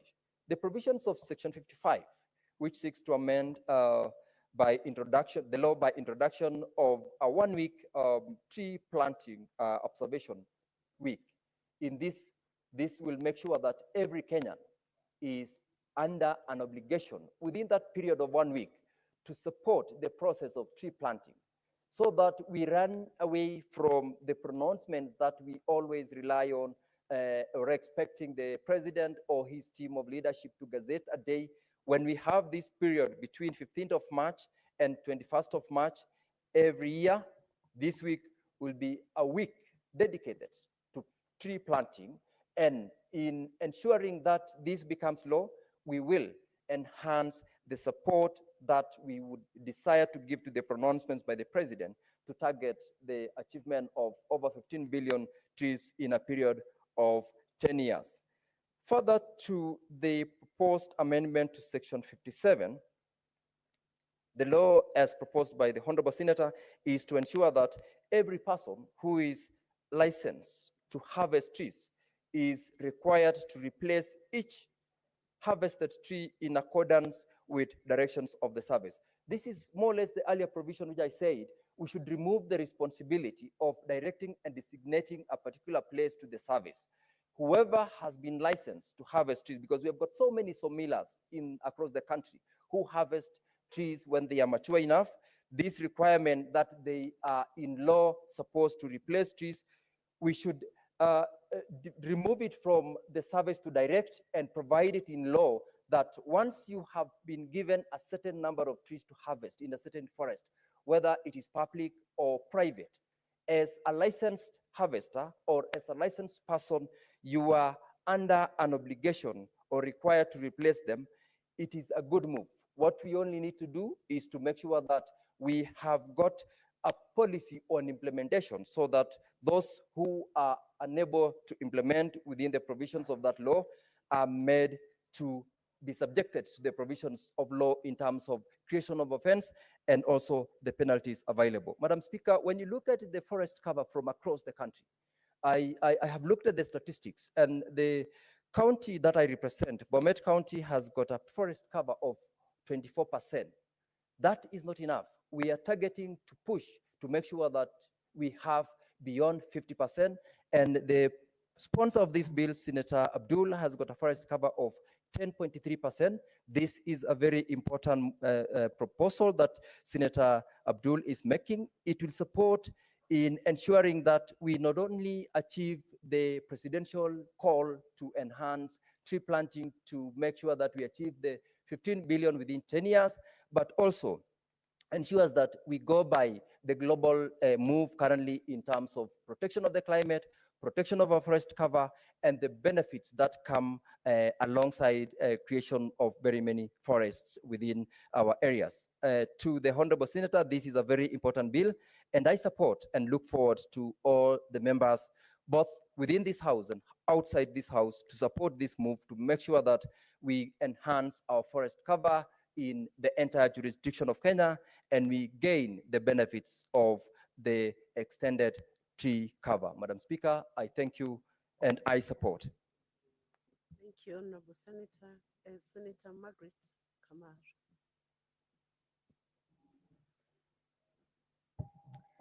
Thank you, Madam Speaker, for giving me the opportunity to support this bill. And I would like to congratulate Senator Haji for coming up with a wonderful piece of legislation to take care of our forestation programs. Madam Speaker, I would like from the onset to mention that promotion of afforestation and reforestation in arid and semi-arid areas has been very low. And I think what this law is doing is to be deliberate in bringing afforestation, and I congratulate our colleague, because 80% of Kenya is ASAL. It's arid and semi-arid. It's only 20% of the country that actually has enough moisture for us to say that you can plant crops. And unfortunately, we are losing more land. We are losing Kiambu. We are losing a lot of Limuru pieces of land to buildings. So we are reducing the 20%, and we have the 80% that requires a lot of attention. So this bill is going to do wonders once it is implemented. And I think it is very important that we not only support, but we also implement. We push for the implementation of this afforestation of ASAL areas of this country.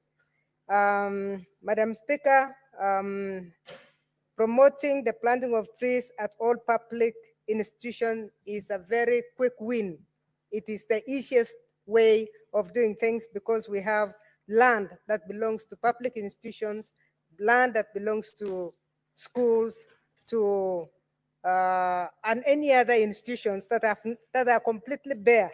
And this is going to give us a lot of coverage. If we can aim at getting 10 to 15% of each public institution planting trees, we will actually have a very, we'll move a long way. A few amendments I would like to propose to our colleague. One is on Article 2BEB, where he says that we need to establish at least one tree nursery in each county for trees suitable for the environment. I would like to suggest that we be more ambitious and not just talk of one tree nursery, but have one tree nursery per public primary or secondary school. This is very important because in our days as young people, we used to plant trees.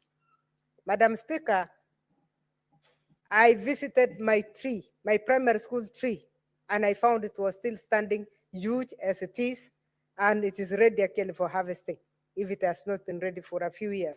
So if we use the primary schools also as a unit, and I want to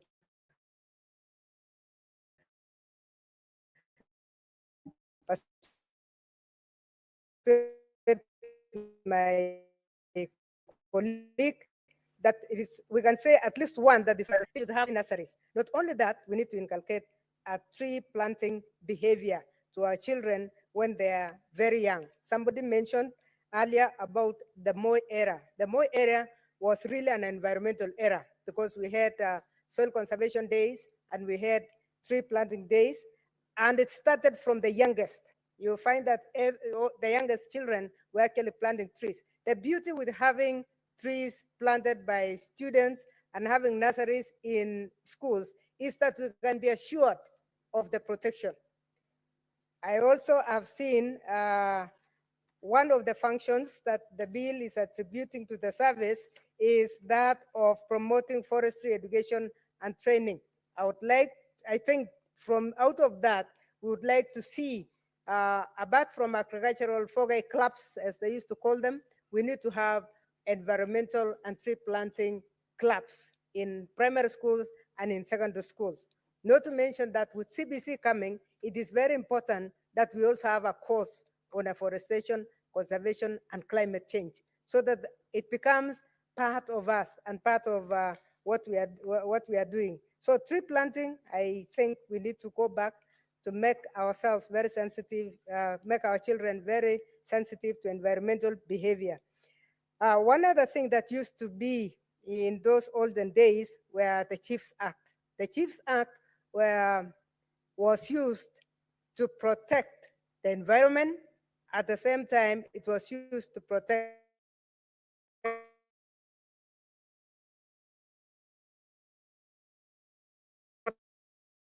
causes. Fell a tree without asking for permission, whether it was in a public facility or in your own farm. And this is what would make this Article 40A monitorable, because when we talk of a person who harvests a tree shall replace the tree under the direction of in an area designated by the service, you will find that that can only happen if you are in a forested area. That if you fell a tree, but of course you must again have a permit to even fell that tree.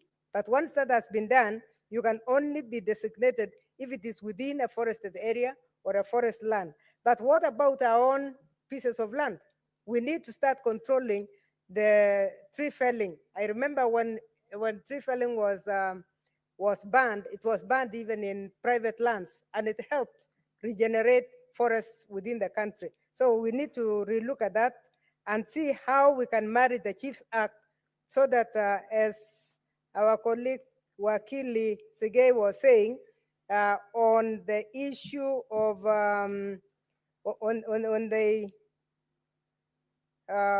the issue of tree felling and regulating the regulating the felling of the trees, it is not only by permits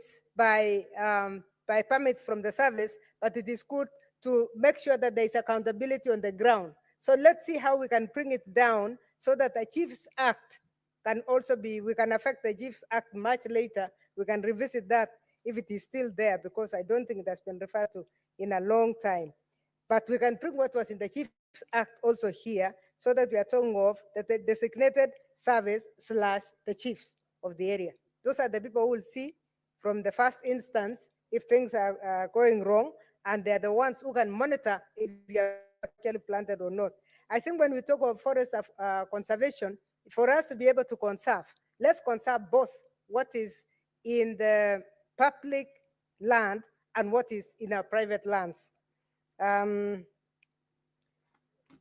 Madam Chair, the other thing I want to persuade my colleague is that is the issue of a planting week. I wanted to persuade him to have a planting month. Planting month from 15th of March to 15th of April. Why? It's because of the rainfall pattern that is in this country. We know that that is the main rain season, and if we can allow a month, then the minister responsible will be able to organize so that you start your planting right from Mandera and come all the way to Lake Victoria. So 1 month would be more reasonable to me than 1 week. And we don't want, again, to apply the week, and then when there is drought, then we can't do anything. So I'm requesting my colleague that we observe a national tree planting month from 15th March, as he has said, all the way to 15th of April. Madam Speaker, I don't think there is any other amendment I would like to introduce except to congratulate my colleague, because this is a wonderful piece of law. Thank you, and I support. Thank you, Senator. Senator Mogeni Eric Oko.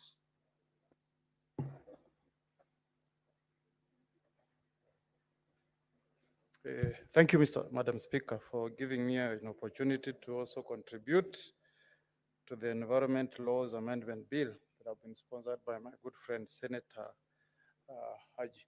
Madam Speaker, in the era that we are living in, we all know the pose that is posed by climate change, especially careless cutting of trees. What is occupying the attention of many governments now is the idea of protecting our environment and ensuring that our countries have good forest cover so that we have sustainable management of our forests. So I want to thank Senator Haji for coming with this bill that introduces and that also wants to guide our county governments on the steps they need to put in place to ensure that we attain a good forest cover. And Senator Haji, this did not start just with you. If you read our 2010 Constitution, it prescribes that as a country, we need to attain 10% tree cover of the entire country. So what you are doing is trying to align these laws to the spirit and the intention of the 2010 Constitution. So I'm fairly impressed with the ideas that you have incorporated in this bill. And some of us who are in primary school during the tenure of President Daniel Arap Moi saw a sustained campaign by the late President Moi to plant trees, even on road reserves. When I was in class 5, and I was traveling from Nyamira to Kericho, where I was a primary school student, we were stopped in a town called Kapkatet. I'm sure Senator Joyce knows that place. We were stopped in a place called Kapkatet, and the DCs were implementing a decree that had been issued by President Moi. Any public vehicle that was plying that route, and I believe in other public roads, were being stopped. You step out, you plant a tree before you proceed. And I think what Moi wanted to achieve was to create an environment of what we see in the US. If you drive in the US, on both sides of the road, it's basically a forest. And I think that's what we wanted. And up to date, if you travel between Sotik and Kericho, you will see a tree cover on the road reserve. That is an effort that was spearheaded by President Moi. Even the idea of soil erosion, you know, what we forget is that afforestation contributes a great deal in ensuring that deforestation does not take place, and more so, soil erosion. Moi did a fantastic job, Madam Speaker. Only that as Kenyans, we did not follow. We did not take it seriously. I'm sure if we had taken Moi's effort seriously, by now, we'll be having maybe more than 10% tree cover in our country. And then let's also applaud the work that was done by the late Wangari Maathai. When people wanted to grab Karura Forest, I was at that time serving as the chair of Ethics and Anti-Corruption Commission. And there were powerful people in government who had wanted to grab Karura Forest, that beautiful tree cover you see in Gigiri near the UN headquarters, was at risk of being grabbed. And working jointly with the late Professor Wangari Maathai, we filed many cases in court, and we managed to cancel titles that have been issued to private individuals. So Senator Haji, the effort that you are doing today resonates very well with our champions of environmental conservation that have lived in the past years. I would like you to even go a step further and borrow from what happens in some countries in the West. I remember when I was the chair of Law Society and I visited Australia, and I went to a friend's place, and a branch of a tree had fallen, and I was asking him, where can you chop the tree? And Madam Speaker, he said, for you to cut any tree, you make an application to the local authority. They will undertake public participation before you are allowed to cut that tree. That's how serious some countries take the issue of cutting trees. So what has been proposed here is actually not very radical. It's not very radical. I wish Senator Haji, you can go a step further. If you drive, think along UN, I hope I'm not getting the name of the road wrong. If you drive, I think it's UN Avenue, past the UN headquarters as you go into Runda, and as you drive from Limuru Road.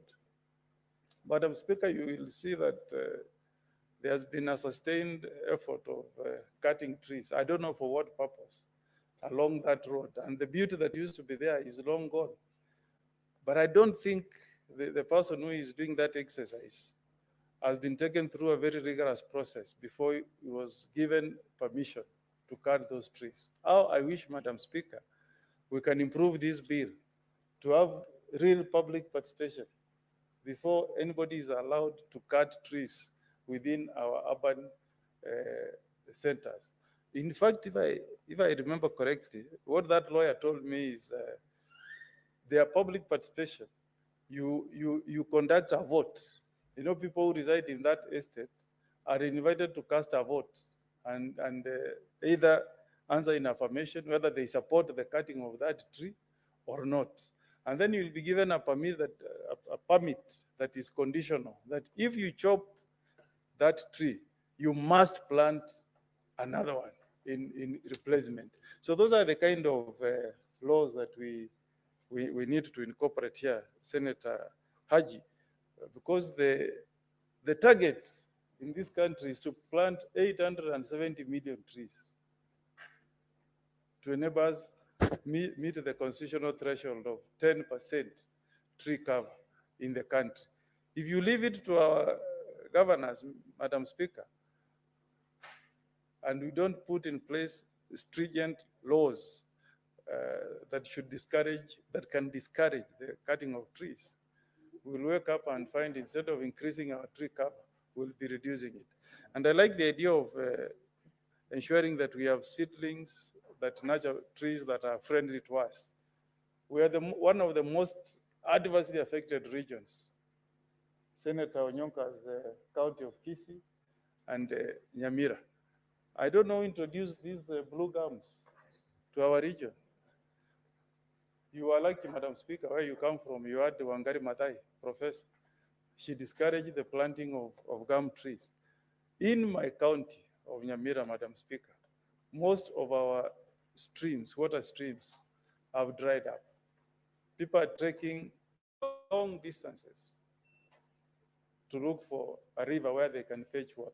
Because we were never properly guided, we planted gum trees in, very close to our river banks. And we now have a serious water scarcity in Kisii and Nyamira counties. So the idea of ensuring that the seedlings that are put up by our county governments contain seedlings that are friendly to our environment is so important, Senator Haji.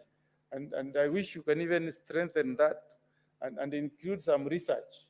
Before you are allowed to set up a seedling, there should be some research that has been undertaken so that we plant trees that are friendly to our environment. Madam Speaker, everything is about sustainable management of our environment for the future generations, those who will be living after us in the next 100 years.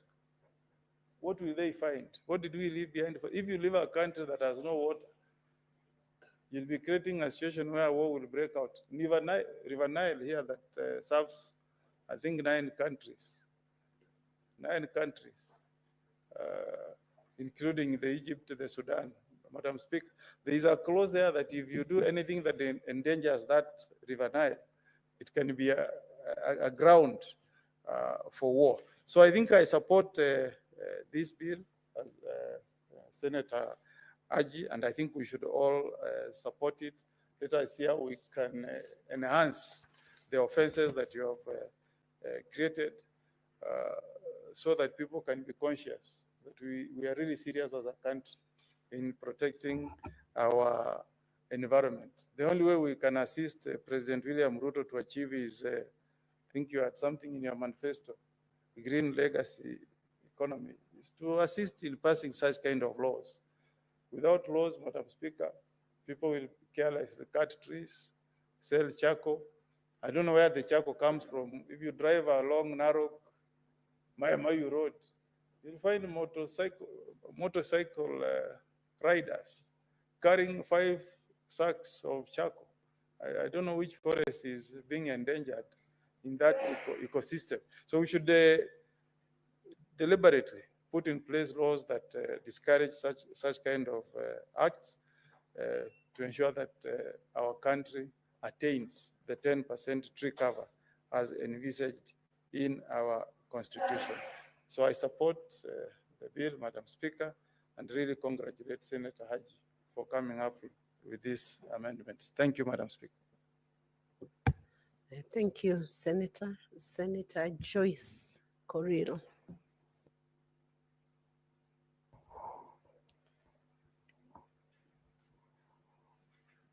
Yeah, thank you very much, Madam Speaker, for giving me this opportunity to also congratulate the Senator Haji, for the amendments that is before the floor of this House. And maybe before that, Madam Speaker, allow me also to welcome the honorable members of this House from the long recess.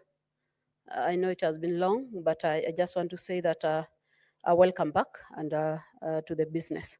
Madam Speaker, I want to really thank the Honorable Senator for the amendments that he has brought to this House, and also to thank the government for the few steps that they have made in terms of making sure that environmental issues are addressed, especially the tree planting, which has been witnessed in some few years that has passed. And also want to echo the sentiments of Honorable Omogeni, where the first leaders of this country, the retired President Moi, did a lot in terms of making sure that the trees were planted along the way or along the highway, which can also still be witnessed in some of the areas. Madam Speaker, the amendment is trying to promote the planting of trees in all public land. And Madam Speaker, I want to also bring to the attention of the members that there was a suggestion that we need to have the Green Army. I don't know whether it is in the Act, but this was supposed to assist the counties in terms of implementation, because every now and then we have the environmental day, we do the planting and we leave up to the next season. We don't know whether there are some which needs replacements before even the next planting season comes. And these are the only people who can assist us in terms of making sure that these trees are managed well. The Act also is trying to establish at least one tree nursery in each county. I would want to request the Senator Archie that it would have been prudent for us maybe to have established one nursery in every constituency. Every constituency. This is because in every constituency, it will be able to serve the schools around those areas and even the PIs that are within those particular constituencies. So establishing in one county might be far, but having it within the constituencies might be a bit convenient to the members of that particular county. So I would suggest that we have it at least one nursery in every sub-county.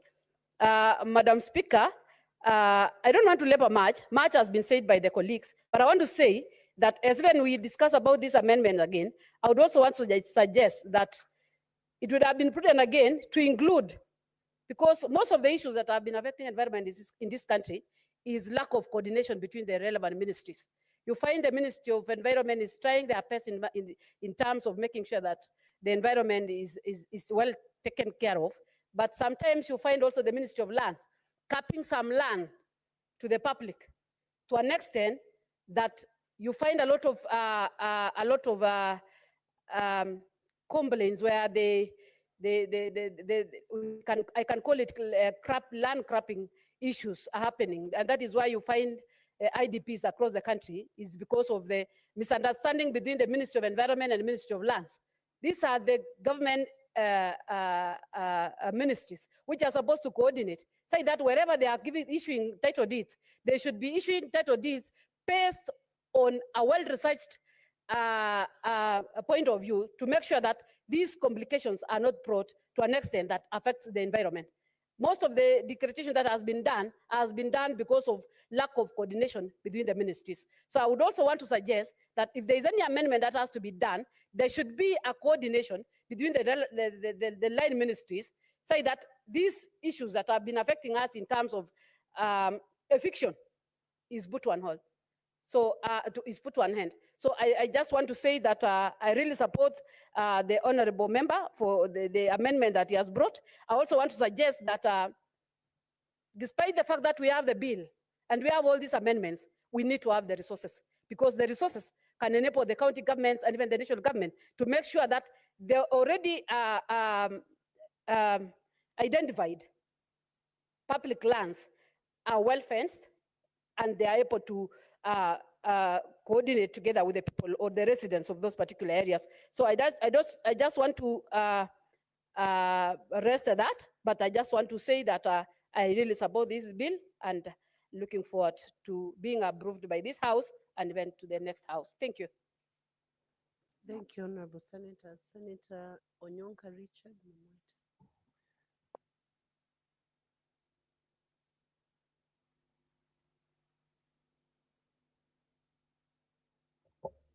Madam Speaker, thank you so much giving me this opportunity to contribute to this really amazing bill.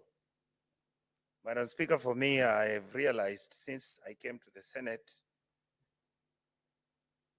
it has dawned on me that if Kenyans, or at least the leadership of this country, was to visit Kenya, then they would understand why such bills would make a lot of sense in our country. Madam Speaker, recently we went to Mandera. And indeed, I believe the reason why Senator Haji has brought this bill is because he comes from there. it was amazing to see how our brother, the former governor of Mandera, and even the current governor, and I'm sure Mr. Haji also, that team has done in Mandera what was very, very surprising. And I want to congratulate them because, Madam Speaker, this is a place where you walk in and you see it's a desert, but yet you see what human endeavor can do. You see what people who mean well for their people can do. Madam Speaker, they have planted trees. They have hired women who are disadvantaged because of the environment and the circumstances. And these women are the ones who are actually pouring water on these trees.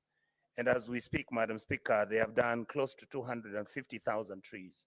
What was most shocking to us who had never been there is that those trees were specifically picked for the environment under which they were planted. And what shocked me, before we kept talking about the muarubaini, and we were looking at it from the health perspective. And yet in reality, the muarubaini is a hardened tree.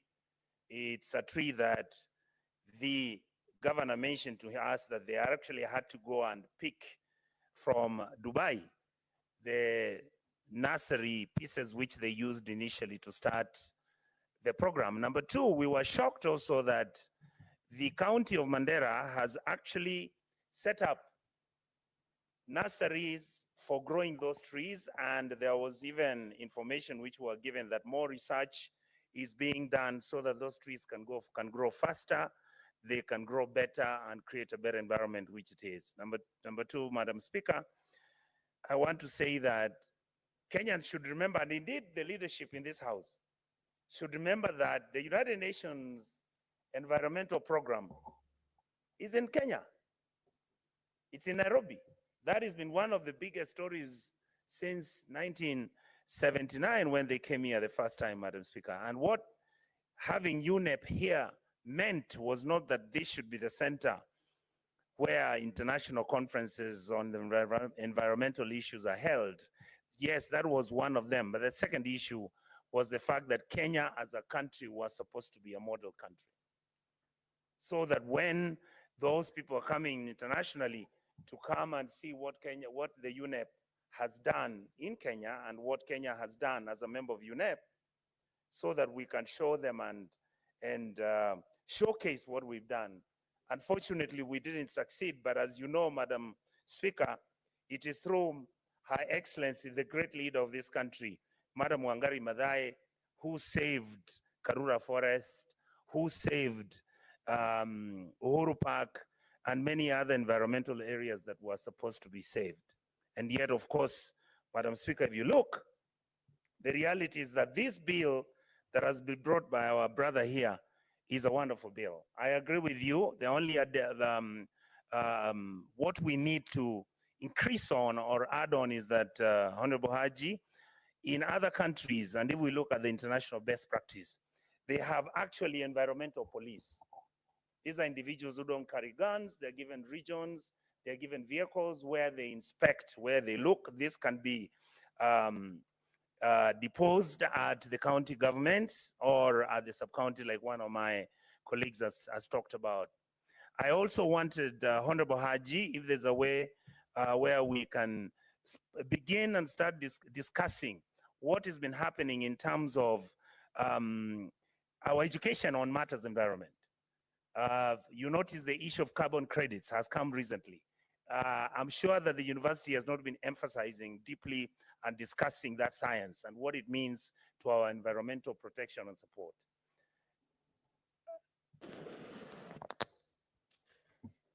When we resume, Senator Onyonka will have 15 minutes to continue with the debate. Honorable Senators, it's now 1 p.m., time to adjourn the House.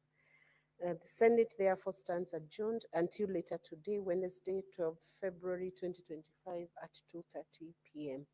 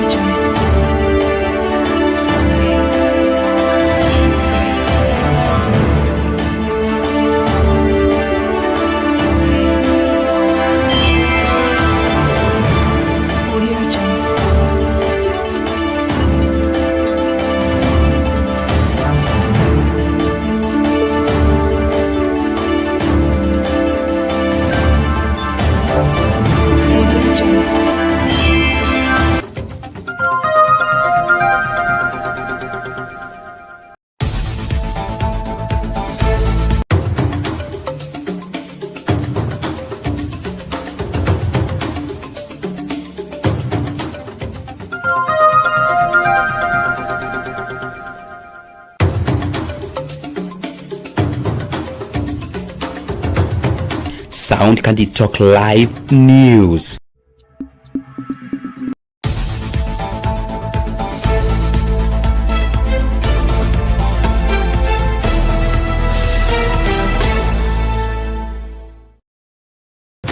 Welcome to Sound Candid Talk News Special Edition. Be sure to subscribe, share the video widely, and give it a thumbs up. God bless you.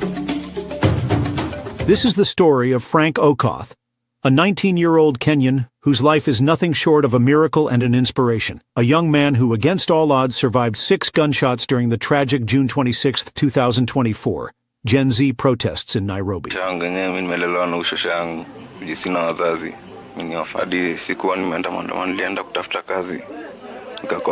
Frank is an orphan, raised by his aging maternal grandmother after losing his mother at the tender age of 8. He never knew his father, a result of a teenage pregnancy, and life has dealt him blow after blow. Frank and his grandmother have faced unspeakable challenges, including surviving 2 devastating slum fires that claimed everything they owned: his late mother's documents, birth certificates, and school papers, leaving them with nothing to rebuid their lives.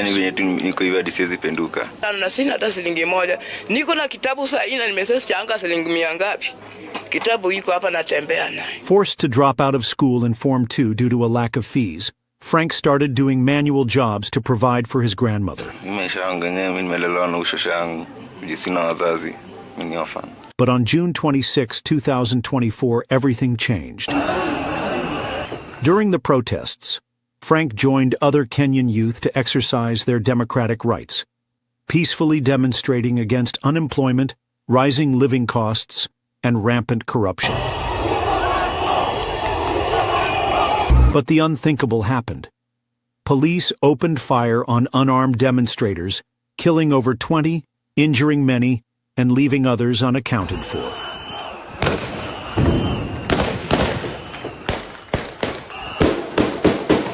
Frank was among the victims, hit by 6 bullets, yet by God's grace, he survived. After a series of life-saving surgeries, Frank can now walk again, but the bullets left a lasting impact. He can no longer perform heavy-duty jobs to support his grandmother.